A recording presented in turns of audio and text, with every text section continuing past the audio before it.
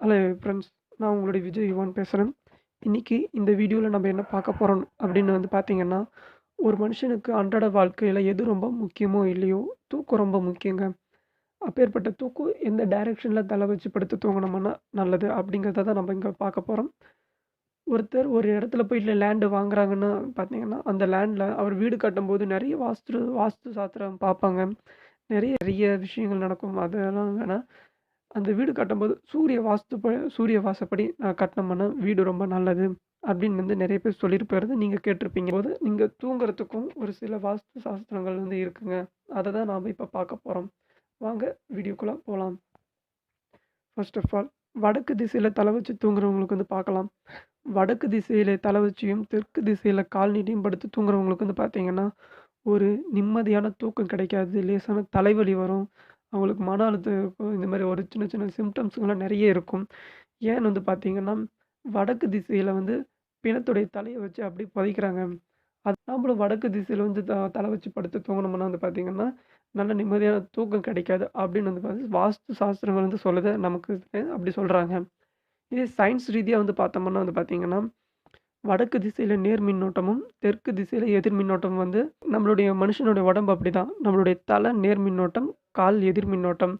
நீங்க சயின்ஸ்ல நெறைய படிச்சிருப்பீங்க. எப்படி நார்த்தும் நார்த்தும் அட்ராக்ட் ஆகாதோ, அந்த மாரி தாங்க நேர் மின்னோட்டமும், நேர் மின்னோட்டமும் பார்த்தீங்கன்னா, அப்சர்வ் ஆகாது. வே நம்ம தலைய மாத்தி வச்சு தூங்குனா தான் நமக்கு அப்சர்வ் ஆகும். அதனால இனிமேல் யாரும் வடக்கு திசையில தலை வச்சு படுத்து தூங்காதீங்க. அடுத்ததா நாம தெற்கு திசையில பார்ப்போம். தெற்கு திசையில தலை வச்சு படுத்து தூங்குறவங்க பார்த்தீங்கன்னா, ஒரு அழகு நிம்மதியான உறக்கம், மன அழுத்தம் எதுவுமே இருக்காது.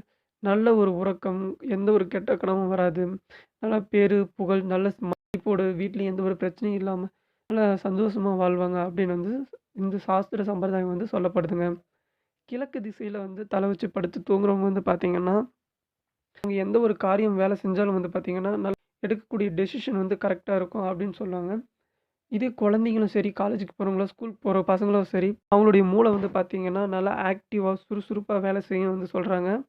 இதே கணக்கு போடுறவங்கலாம் கிழக்கு திசையில உட்காந்து நல்லா படிச்சாங்கன்னா, அவங்களுக்கு ஒரு மூளை ஃப்ரெஷ்ஷா வேலை செய்வாங்க. அவங்க படிக்கிறதெல்லாம் டக்குனு அவங்களுடைய மைண்ட்ல அப்சர்வ் ஆயிக்கும். அவங்க தூங்கும்போது கூட மைண்ட் நல்லா ஃப்ரெஷ்ஷா இருக்கும். அவங்களுடைய எந்த ஒரு டிஸ்டர்பன்ஸும் இருக்காதுன்னு சொல்றாங்க. அடுத்ததா பார்த்தீங்கன்னா, மேற்கு திசை. மேற்கு திசையில தலை வச்சு தூங்குறவங்க பார்த்தீங்கன்னா, ரொம்ப பணக்காரங்களும் சரி, பேரு புகழோட இருக்கிறவங்களும் சரி, இவங்க தான் பார்த்தீங்கன்னா, மேற்கு திசையில அதிகமா தூங்குவாங்க. ஒவ்வொரு டைரக்ஷனுமே ஒவ்வொரு விதமா இருக்குங்க.